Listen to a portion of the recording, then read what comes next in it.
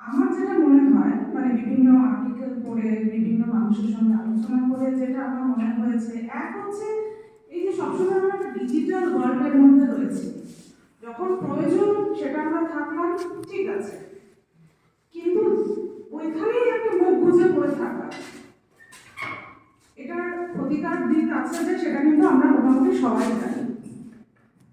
খাওয়া দাওয়ার ব্যাপারে একটু খেয়াল রাখা, জাঙ্ক ফুড অ্যাভয়েড করা, তারপরে যতটা প্রিজারভেটিভ ফুড অ্যাভয়েড করা যায়। আমরা ভীষণ প্যাকেট ফুড খাই, বিশেষ করে আমার মেয়েকে যতই বোঝানো হোক যাই করা হোক, ওই 2-3 দিন ছাড়াই হোক চিপস, বাচ্চাদের কাছে এটা খুব ফেভারিট একটা জিনিস চিপস খাওয়াটা।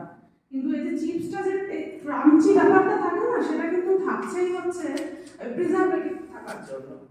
প্রিজারভেটিভ ফুড যতটা অ্যাভয়েড করা যাবে সেটা একটা।